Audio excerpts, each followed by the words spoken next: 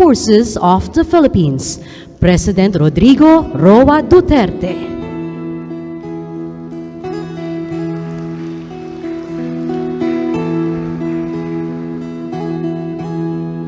Ikaw ang Pangulo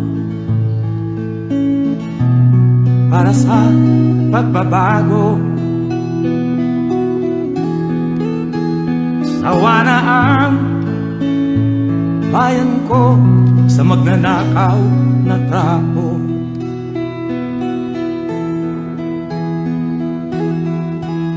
Madilim na kahapon, ikaw ang mag-aahon. Sa piling mo, di ko mawawala ang korupsyon. Please be seated.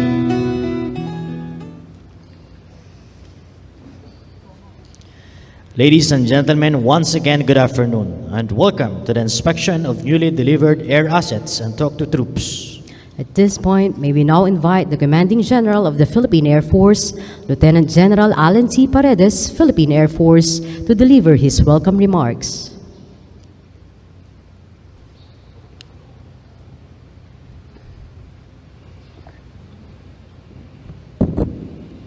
Let me first greet our guest of honor and speaker, President Rodrigo Roa Duterte, our Commander-in-Chief and President of the Republic of the Philippines.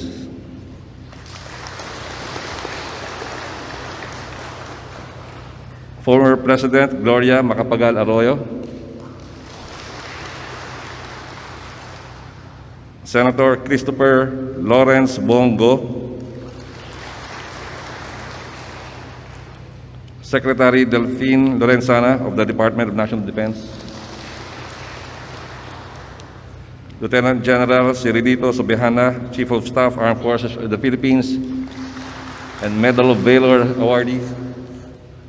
I would like to especially mention and call out my classmate, Major General Vicente Bacaro, another Medal of Valor awardee.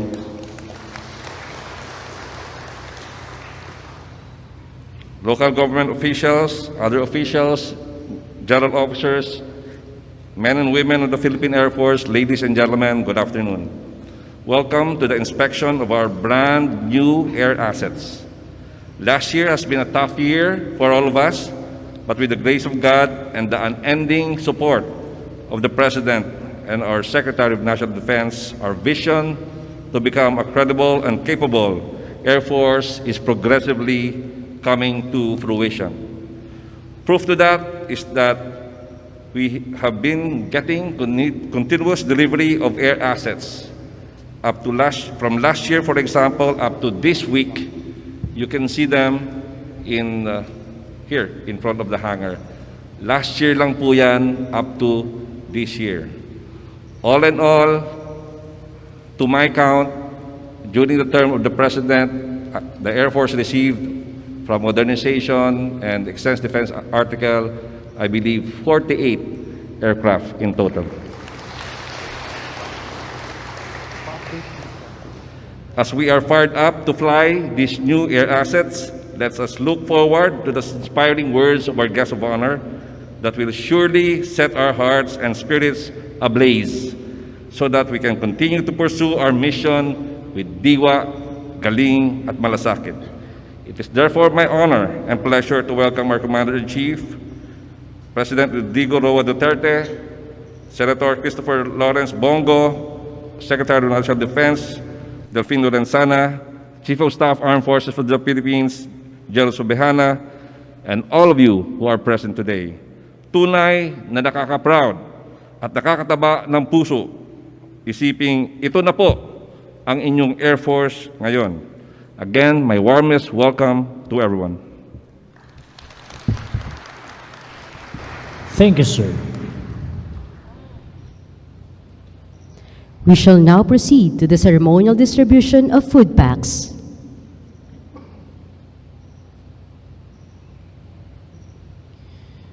May we request the President to witness the ceremonial distribution of food packs to the following Philippine Air Force personnel to be led by the Commander Air Logistics Command, Major General Nestor Florente D. Serrayos, Philippine Air Force. The following personnel will receive the food packs. Lieutenant Colonel Teresita B. Nabua, Medical Corps.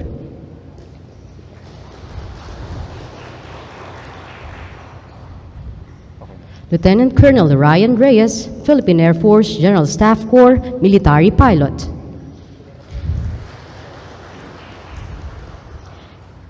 Major Sara P. Padua, Nurse Corps.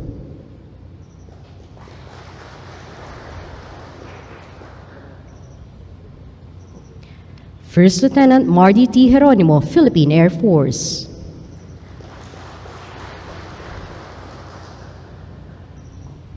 First Lieutenant Violi L. Alivio, Philippine Air Force.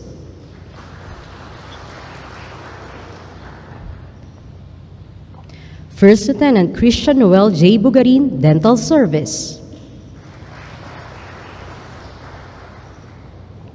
Senior Master Sergeant Nicasio B. Sibal Jr., Philippine Air Force.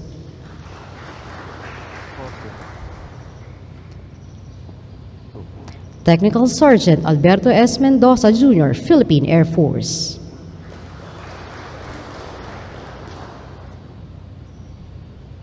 Staff Sergeant Juana Marie Masangkay, Philippine Air Force.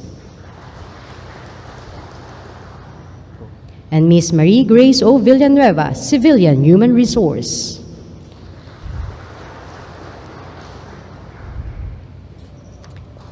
Thank you, sir. Please be seated.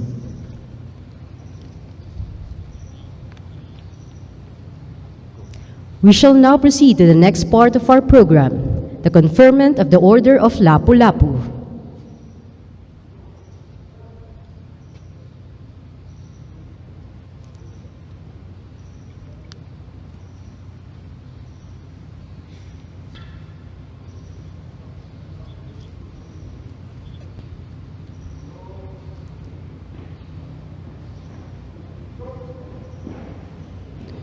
We call on the Presidential Protocol to read the citation.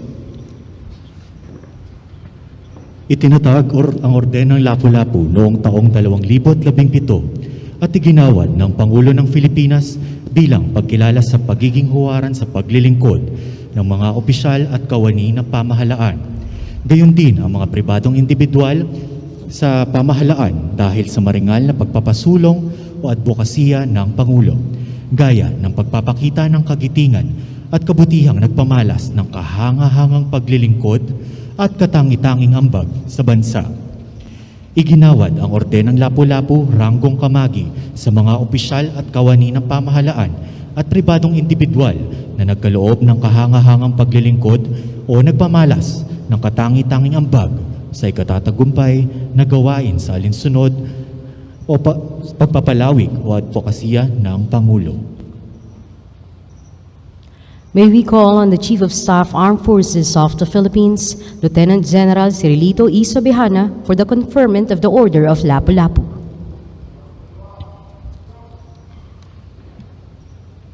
Iginawad ang gantimpalang natamo ng Ordenang Lapu-Lapu ranggong kamagi kay Brigadier General Ignatius Patrimonio. Iginawad ang gantimpalang natamo ng Ordenang Lapu-Lapu ranggong kamagi kay Lieutenant Colonel Peter Louis Solosa.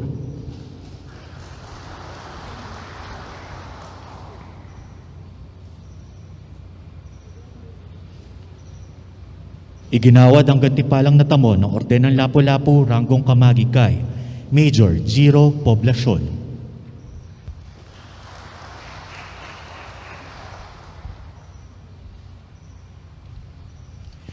Iginawad ang gantimpalang natamo ng Ordenang Lapu-Lapu ranggong kamagi kay Major Arnel Marcos.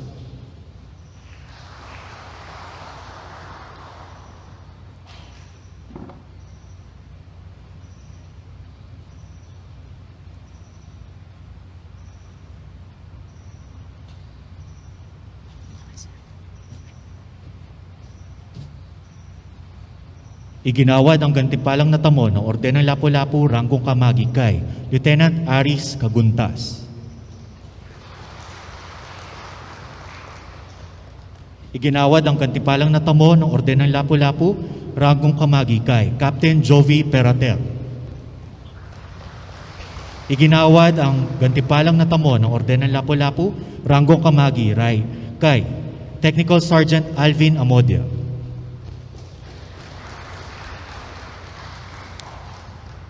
Iginawad ang gantipalang natamo ng Orden ng Lapu-Lapu, ranggong kamagi kay Engine Man 2nd Class Glenn Gampay.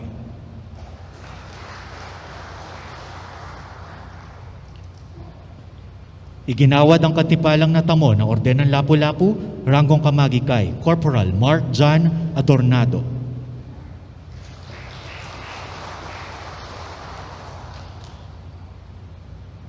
Iginawad ang katipalang natamo ng Orden ng Lapu-Lapu, ranggong kamagi kay Seaman 1st Quartermaster Joshua Hapay.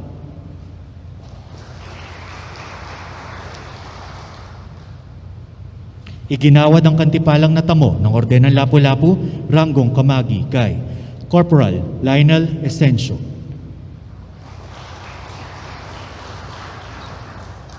Iginawad ang kantipalang natamo ng Orden ng Lapu-Lapu, ranggong kamagi kay Private First Class Merham Humani.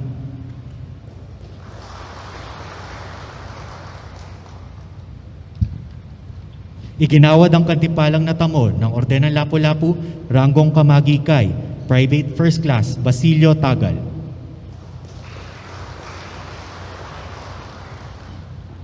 At ang panghuli, iginawad ang kantipalang natamo ng Orden ng Lapu-Lapu, ranggong kamagi kay Airman 2nd Class Merc Ian Embalzado. Tapos na po ang paggawad ng mga medalya.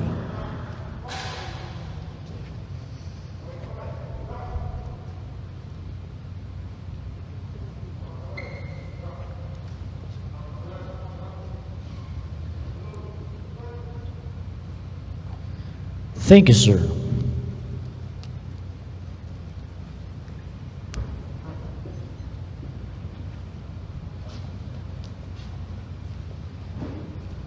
At this juncture, may we call on Secretary Delphine N. Lorenzana, Secretary of the Department of National Defense, to introduce our distinguished guest of honor and speaker.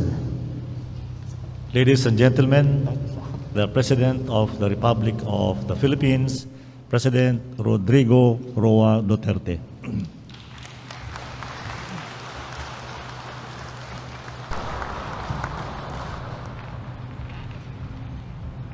Kindly sit down. Salamat po.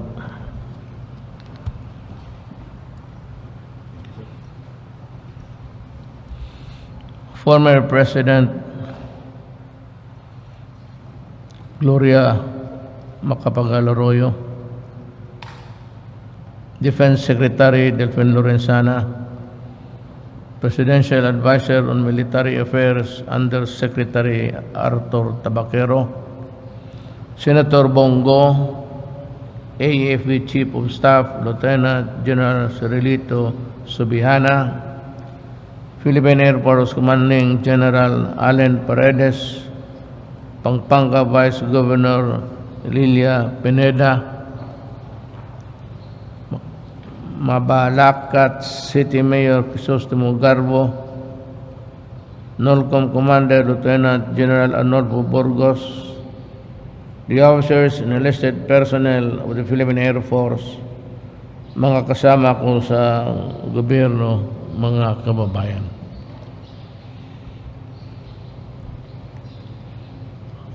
How beautiful it is to look at the sky at dusk and to think that we control our skies in our country.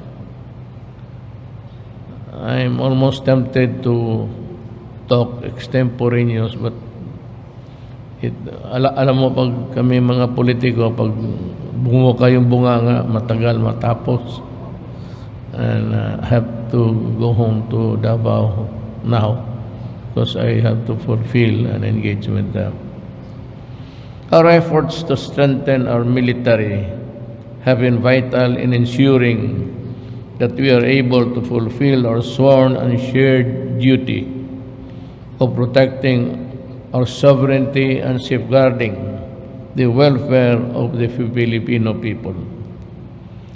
I am thus glad to join all of you today as we laud the many accomplishments of our men and women in uniform who have consistently shown dedication and excellence in serving our motherland.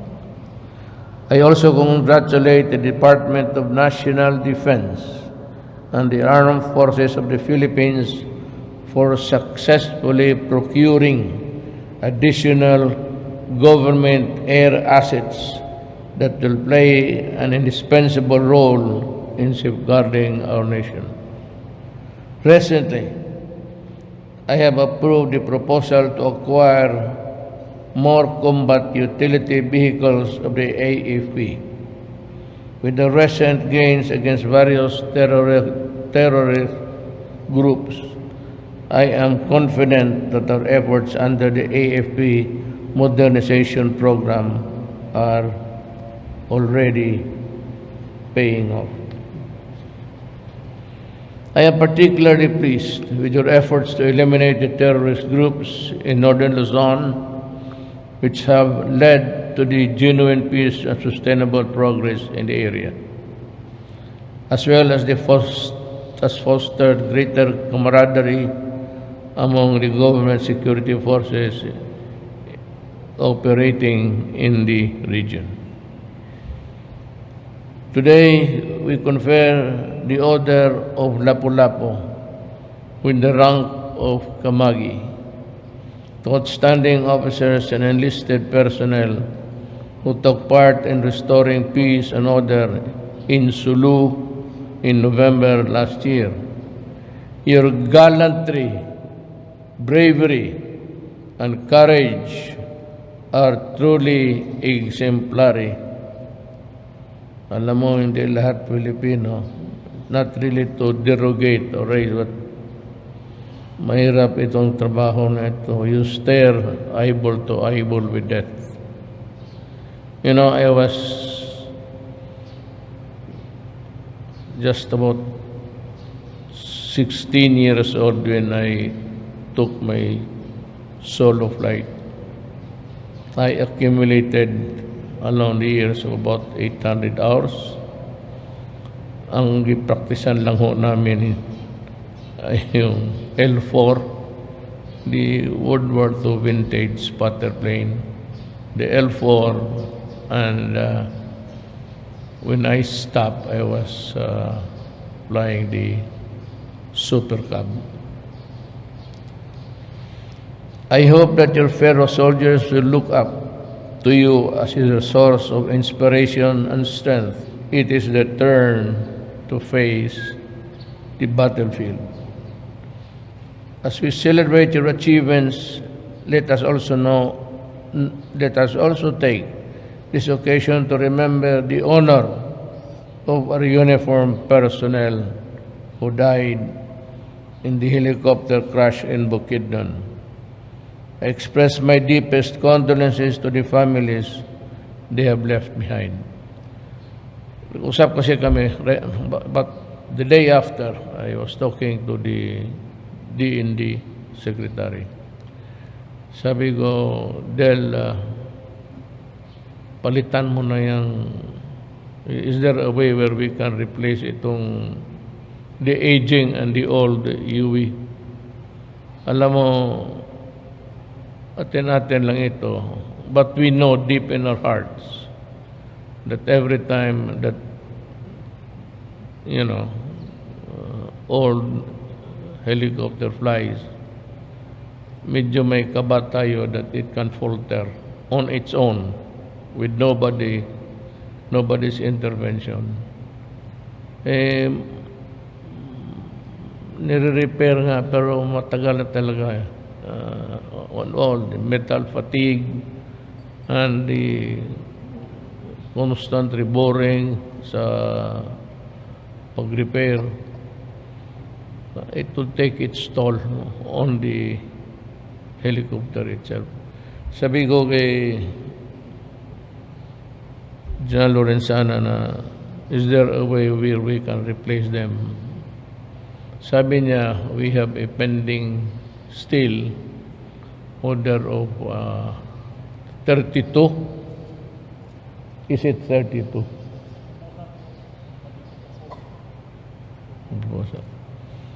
Well, I can buy more or less.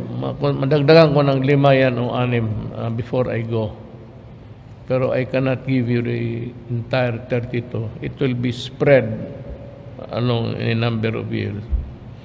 But maghanap ako na magdadagan ko ng mga baski 5 and to phase out UV.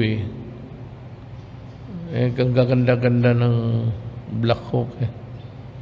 Puro, alam mo ganito yan. Nandito si Chief of Staff. Ang problema ko kasi whenever I read my briefer every night, ang una kong tinitignan yung mga sundalo kong nasawi. And of course, the wounded. And it grieves me deeply to realize that we can improve on this in terms of fighting capability and the airworthiness of yung sabi ko na kailangan talaga mapalitan na to. I mean, it has come to age for retirement. Hindi na talaga pwede. So, it could be an insertion of the troops or a transport or whatever humanitarian runs that you have to make. Itong mga bagong madagdagan lang naman sana. Hindi itong pwedeng na ganito lang kasi bugbog ito. Pag bugbog ang equipments mo, medyo alanganin rin tayo. So, kung madagdagan ng 32 yan, that would about maybe complete really the requirements. The standard minimum requirements of a working Air Force. Now, the reason why I am so... I'm walking on a tightrope, actually. I cannot afford to be brave in the mouth against China because, well, we are avoiding any confrontation. A confrontation that would lead to something which we can hardly afford. At least not at this time. Kaya ako naman sa Amerika, well, in the past, marami silang ang paghihinakit ko rin. We ask so much of them because they have taken so much from us. Libre sila to advance their troops in our land. Okay lang yan sa akin. But we do not like it because we want to remain neutral. We do not want to quarrel with anybody. But for the reason is that the exigency of the moment requires their presence here. Okay na lang ako dyan. But in the past, we ordered so much from them and so much were not delivered at all. Kaya huwag ninyo ako, kaibigan ako ng Amerika, kaibigan ako ng China. But what I don't like is yung para kang bata na they promise you and ganon yan eh. Mapunta yung mga top brass nila, this group will promise you. Once they take off, they forget all about it. And nobody is following until you keep on reminding them. Until such time that I was able to talk to President Trump, sinabi niya, what are our requirements? So we need the guided rockets. We have been asking for it, and as a matter of fact, we are willing to pay for it, Mr. President, but until now, it's still in the air. I think it was delivered after a few weeks, few months. Kaya ganon, do not be surprised with my... I'm not allied with anybody. I am ally. Ialay ko, buhay ko, pati ang alay ko, ang Pilipinas. Nobody else. Iyon ang tandaan ninyo. Kung marinig niyo ako, it's the game here is geopolitics. The theater is really geopolitics. So ako naman, I'm just hold on my salita ko, not really to seriously offend. But sinasabi ko sa kanila na hindi pwede ito. I would like to put on notice if there's an American agent here that from now on, you want the visiting forces agreement done? Well, you have to pay. It's a shared responsibility. But your share of responsibility does not come free. Because after all, when the war breaks out, we all pay. You, kami, we're nearest to the garrison. There were a lot of arsenals of the Chinese armed forces. Yun lang, kaya makita mo minsan suplado. Suplado talaga ako. When I deal with them, talagang nagiging suplado ako. Simply because of past and the pinaka-past. And until now, kung hindi mo makausap mong presidente, dito ngayon wala akong, I don't expect anything. It's different when it is the Republican and a Democrat. A Democrat, yung migration, they're allowing migration left and right. But that is their problem. Ang Amerika naman is war hawks talaga sila. But at least, inaano tayo. Nilalagay lang sa back burner yung mga samaan ng loob. So when the opportunity came and I talked to President Trump, sabi ko talaga sa kanya, we're hoping for that, we've been promised, until now, it's still kaput. And I hope that the Americans would take notice of that. But their nearest possible inconvenient outpost would really be the Philippines, the eastern side, and Palawan. Kaya tandaan nila yan. I hope they would understand that we are nearest to a theater of war. Ang banatan dyan, it would be submarines and aircraft carriers and all. Madadamay talaga tayo. I do not want to participate in any adventure of that kind, if I can help it. I am not against the Chinese, neither am I, hindi ako pro-American. I am just a Filipino government worker working for the interest of my country.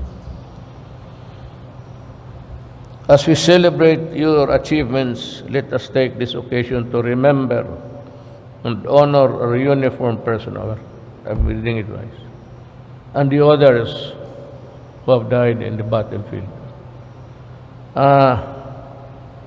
Nung pumunta ako ng just give me about a little. Nung pumunta ako ng Hulo, nung namatay needlessly, useless yung kamatayan ng binumbang. Suma talaga ang loob ko. Nakita ko yung kalahating katawan ng sundalo. So, sabi ko kay Bongbong, punta tayo. Sabi niya, delikado naman yun.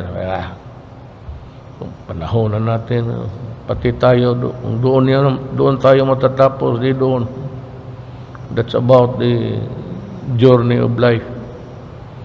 Punta ako. But, totohanan yan, it might really have looked corny. Hilas sa Bisaya. Corny yan sa corny of hilas. But I did it purposely to honor. Ang sabi ko lang doon, when I kiss the ground, hindi ka malang nakapagdasal baski isang salita. Not even to mention the name of God. Kaya hinalikan ko yung lupa sa asar ko na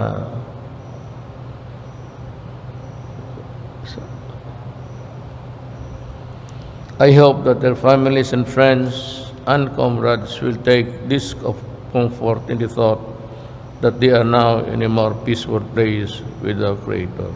True. They are now in the heavens, and you can rest assured that your comrades and the families, your loved ones. I do not believe in hell. I do not think that God will create hell. Otherwise, what would be His business in creating a hell when in the first place God created us? Then God would create something wherein He knows the beginning and the end of a human being in his journey in this planet na mapupunta ng impyerno. That's a stupid proposition. Everybody, compassion. So God is forgiving. God is a forgiving God.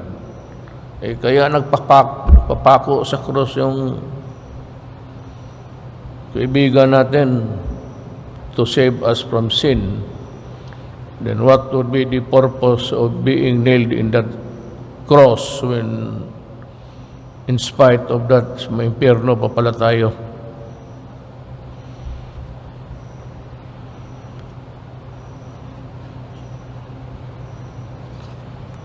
On this note, allow me to convey the love and respect of a grateful nation. Again, I thank the dedicated men and women of our armed forces for their unwavering commitment and selfless service to the Filipino people and the entire nation. Again, in gratitude. I assure you that this administration will remain steadfast in doing our best to ensure, to improve the welfare of the families of those who have gone ahead. Lahat naman tayo pupunta down, whether in the service or outside, then we will see each other there. Do not believe in hell. I have taken an issue with that, with my religion. It does not make any sense at all. Together, let us remain partners in protecting the life and liberty of all Filipinos and the sovereignty of our